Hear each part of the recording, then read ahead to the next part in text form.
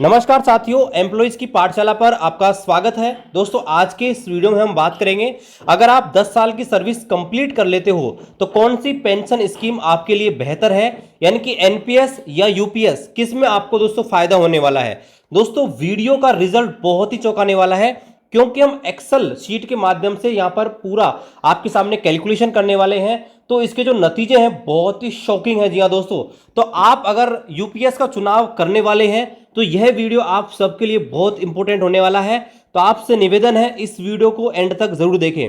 और आप सभी के लिए एक और सूचना, ये हमारा एक नया यूट्यूब चैनल है जहां पर हम रेल कर्मचारियों के साथ साथ जो भी सेंट्रल गवर्नमेंट एम्प्लॉय हैं उनके वेलफेयर के लिए नई पेंशन स्कीम, नया वेतन आयोग, इनसे संबंधित जानकारियां यहां पर शेयर करते हैं। तो आप हमारे इस चैनल पर नए हैं, चैनल को अभी सब्सक्राइब करके बेल आइकन को ऑन कर दें।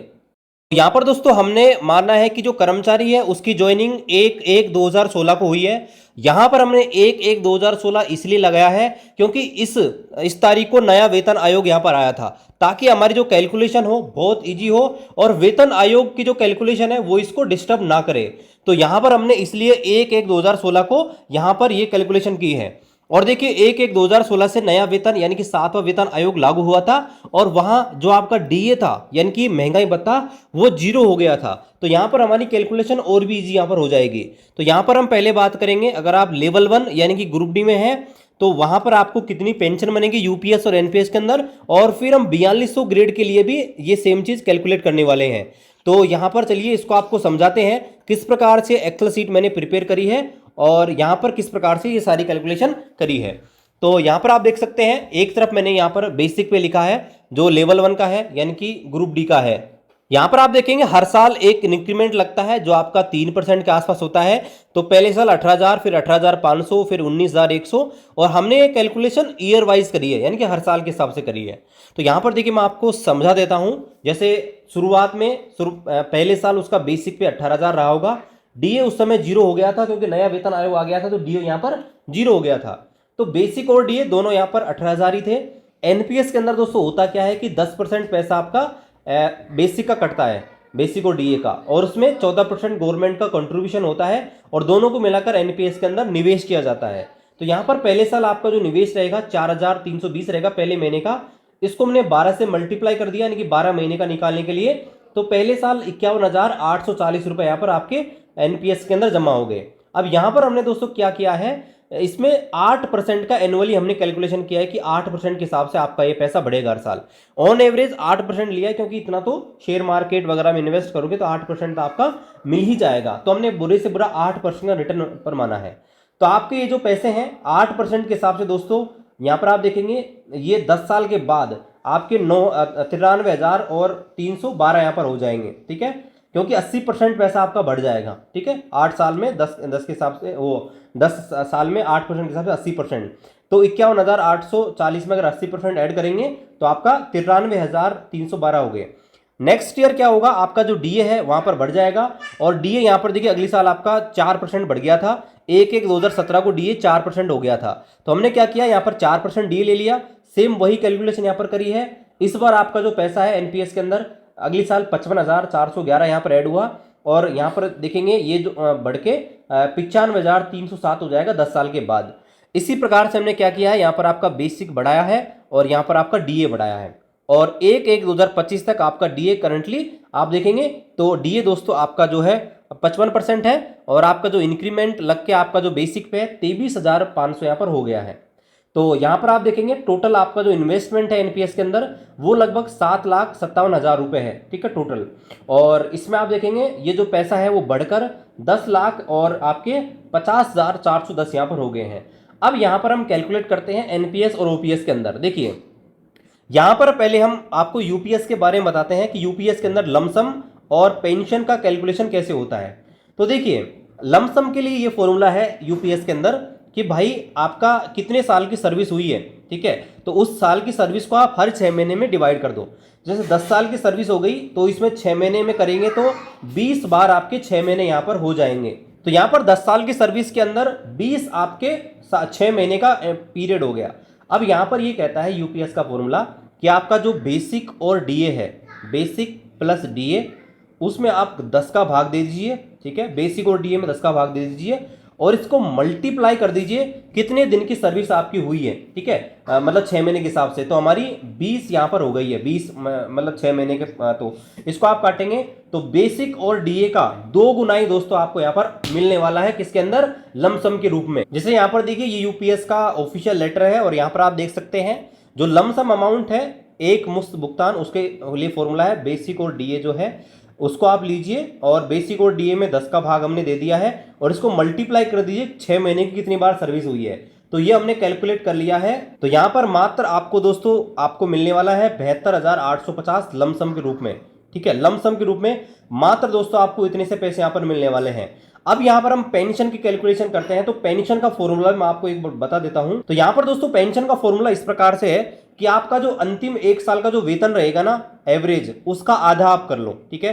जैसे 50,000 अगर आपका बेसिक है लास्ट 1 साल का, तो 50,000 का आधा आप कर लो और 50,000 का आधा करने के बाद इसको मल्टीप्लाई करना है Q/300 से। अब ये Q क्या है, Q का मतलब कितने महीनों की सर्विस आपकी हुई है। जैसे हम 10 साल की कैलकुलेट कर रहे हैं तो 10 साल में कितने महीने हो गए, 120 महीने, तो हमको मल्टीप्लाई करना पड़ेगा 120/300 से। तो चलिए इसको हम कैलकुलेट करते हैं। तो और यहां पर एक चीज और लिखी गई है, यदि P/2 इंटू Q/300 अगर इसकी वैल्यू 10,000 से कम आ रही है तो उस स्थिति में 10,000 रुपए यहां पर लिए जाएंगे। तो हमने सेम फॉर्मूला यहां पर अप्लाई कर दिया। यहां पर आप देख सकते हैं फॉर्मूला कि जो भी आपकी वैल्यू थी उसको आधा कर दिया और मल्टीप्लाई कर दिया। यहाँ पर आप देख सकते हैं ये फॉर्मूला, इसको आप देख सकते हैं कि भाई जो भी हमारी ये जो वैल्यू थी, मतलब ये रहा 23,500 को हमने लिया है जो बेसिक था, तो बेसिक का आधा हमने कर दिया।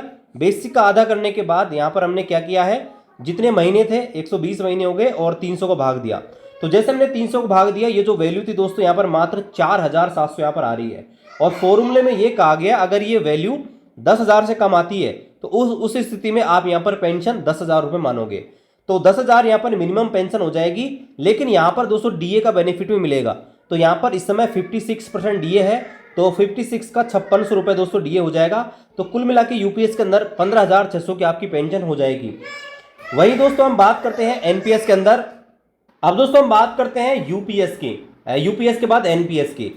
तो एनपीएस के अंदर देखिए, एनपीएस के अंदर क्या होता है, जो भी आपका पैसा है जैसे 10,000 वो 10,50,000 है, तो इसका 60% दोस्तों आप यहाँ पर ले सकते हैं लमसम के रूप में। तो यहाँ पर आपको 6,30,000 रुपये यहाँ पर मिल जाएंगे इस समय, ठीक है। और 6,30,000 आपके मिल जाने के बाद जो आपका 40% पैसा बचा हुआ है, तो उस 40% पैसे को दोस्तों आप यहाँ पर पेंशन के रूप में ले सकते हैं। तो यहाँ पर दोस्तों आप देख सकते हैं अगर 40% पैसे की बात करें तो आपका जो 40% है इसको हमने क्या किया है, यहाँ पर इसको मल्टीप्लाई कर दिया 0.4 से, यानी कि 40%, और माना है कि 8% के हिसाब से आपका जो पैसा है वो आपने इन्वेस्ट कर दिया एफडी के अंदर, और उस पर जो इंटरेस्ट मिलेगा उससे ही दोस्तों आपको पेंशन मिलती है। तो हमने क्या किया है 0.08 यानी कि 8% से मल्टीप्लाई कर दिया। 12 का भाग इसलिए दिया क्योंकि आप जो भी यहाँ पर आएगा इंटरेस्ट उसको हम 12 महीने के हिसाब से लेंगे, हर महीने के हिसाब से। तो यहाँ पर दोस्तों शॉकिंगली एनपीएस के अंदर जो आपकी पेंशन है मात्र और मात्र 2,801 यहाँ पर बन रही है। लेकिन यहाँ पर दोस्तों आपको लमसम अमाउंट अच्छा मिल जाता है, यानी कि 6,30,000 रुपए। तो दोस्तों शॉर्ट टर्म में आप देख सकते हैं लेवल 1 के अंदर अगर आपको पेंशन श्योर चाहिए तो आप दोस्तों यूपीएस का चुनाव यहाँ पर कर सकते हैं। लेकिन यहाँ पर आप देखेंगे एनपीएस के अंदर मात्र आपको इतना पैसा मिल रहा है। यहाँ पर हम एक चीज और करेंगे कि अगर ये सारा का सारा पैसा, मान लीजिए आप लमसम के रूप में कोई पैसा नहीं लेते हैं, ठीक है, और सारा का सारा जो पैसा है अगर उसकी पेंशन अगर आप लेते हैं तो उस स्थिति में क्या होगा, तो हम इसमें फॉर्मूले में चेंज करते हैं और इसको 0.4 से जो मल्टीप्लाई किया है उसको दोस्तों हम हटा देते हैं, ठीक है। तो हम क्या करते हैं 0.4 जो हमने मल्टीप्लाई किया है इसको हम वापिस से ले लेते हैं रिवर्ट और इसको हम हटा लेते हैं, ठीक है। तो इसको मैंने हटा दिया और इसको ओके कर दिया। तो यहाँ पर दोस्तों फिर भी आप देख सकते हैं ये हटाने के बाद भी आपकी जो पेंशन है मात्र 7,000 रुपए यहाँ पर बन रही है। इसलिए दोस्तों शॉर्ट टर्म में आपकी यूपीएस पेंशन स्कीम बहुत ही शानदार है। तो यहाँ पर आपने लेवल 1 के लिए कैलकुलेट कर लिया। अब दोस्तों हम चलते हैं 4200 ग्रेड में अगर आप जॉब कर रहे हैं तो 4200 ग्रेड में आपको कितनी पेंशन यहाँ पर बनेगी। तो सेम कैलकुलेशन है, 4200 ग्रेड में बेसिक में 35,400 से स्टार्ट होता है और यहाँ पर इस प्रकार से बढ़ता है, और सेम सारी चीजें कैलकुलेशन सेम है, तो आपको दोबारा समझाने की जरूरत है ही नहीं। यहां पर देखिए दोस्तों यूपीएस के अंदर बात करें तो यूपीएस के अंदर अगेन आपका जो ये अमाउंट है ना वो दोस्तों कम यहाँ पर हो रहा है, ठीक है, 10,000 से कम हो रहा है। जो वहाँ पर फॉर्मूला था कि आपका Q/300 जो था, ठीक है, तो ये आपका दोस्तों कम यहाँ पर हो रहा है, ठीक है, P/2 इंटू Q/, तो यहाँ पर ये जो वैल्यू है दोस्तों 10,000 से कम यहाँ पर आ रही है। इसलिए दोस्तों यहाँ पर आपका जो पेंशन का सीन है वो भी यहाँ पर वही रहने वाला है जो आपका लेवल 1 में था, यानी कि वही आपका 15,600 पेंशन यहाँ पर मिलने वाली है। लेकिन यहाँ पर अगर मान लीजिए कर्मचारी है, अगर ये 2026 के बाद रिटायर होता थोड़े दिन के बाद ही, तो यहाँ पर इसको नया वेतन आयोग जो था उसका बेनिफिट मिल जाता और उसका बेसिक और डीए मर्ज हो जाता।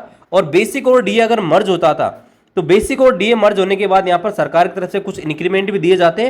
तो मानते हैं कि 71 इसकी इस समय सैलरी है और इंक्रीमेंट मिला के मान लीजिए अगर वेतन आयोग का लाभ इसको मिल जाता है तो 75,000 इसकी बेसिक उस समय हो जाती है। सपोज कीजिए बेसिक अगर 75,000 हो गई तो फिर हम क्या करते हैं दोस्तों, हम वापिस से कैलकुलेशन करते हैं। यहाँ पर ये इसके अंदर पेंशन के अंदर लमसम तो ठीक ठाक मिल रहा है थोड़ा सा, मतलब 1,43,000, लेकिन यहाँ पर दोस्तों इसकी वैल्यू हम कैलकुलेट करते हैं। तो यहाँ पर अब हम क्या करते हैं, ये जो वैल्यू है B11, तो B11 की जगह दोस्तों हम यहाँ पर इसको 75,000 इसकी बेसिक यहाँ पर डाल देते हैं। तो यहाँ पर हम 75,000 यहाँ पर डाल दिया और इसको हमने डन कर दिया। तो ये डन करने के बाद आप देख सकते हैं यहाँ पर पेंशन दोस्तों लगभग उतनी ही बन रही है, लगभग 15,000 रुपये यहाँ पर बन रही है, यानी कि वेतन आयोग का बेनिफिट मिलने के बाद भी यहाँ पर इसकी जो पेंशन है लगभग दोस्तों उतनी मिल रही जितनी यूपीएस के अंदर पहले मिल रही थी, ठीक है। लमसम यहाँ पर देखिए थोड़ा सा बढ़ गया है। अब बात करते हैं दोस्तों एनपीएस के अंदर। एनपीएस के अंदर आपका देखते हैं कि 4200 ग्रेड में क्या बेनिफिट है। तो एनपीएस के अंदर दोस्तों जो कंट्रीब्यूशन है वो हो जाएगा लगभग 20 लाख रुपए का, और 20 लाख रुपए में से 60% आप निकाल पाओगे, यानी कि लगभग 12,40,000 आप निकाल पाओगे। और अगर जो बचा हुआ पैसा है यानी कि 40% पैसे की अगर आप पेंशन लेते हैं तो दोस्तों मात्र 5,512 रुपये आपको पेंशन मिलने वाली है। लेकिन अगर आप ये 100% पैसा है यानी कि 20 लाख की पेंशन लेते हो तो यहाँ पर इस कैलकुलेशन को हम थोड़ा चेंज कर देते हैं और ये 40% जो हमने लगाया था इस 40% को दोस्तों हम 100% पे लगा देते हैं, ओके करते हैं। तो उस स्थिति में आप देख सकते हैं एनपीएस के अंदर तकरीबन 13,000 रुपए की पेंशन आपको मिलेगी। यानी कि ओवरऑल दोस्तों आप इस कैलकुलेशन को देखेंगे, इस एक्सेल सीट की कैलकुलेशन को देखें तो यूपीएस पेंशन आपके लिए बेहतर है दोनों स्थिति में, चाहे हम लेवल 1 की बात करें चाहे दोस्तों हम 4200 ग्रेड यानी कि लेवल 6 की बात करें।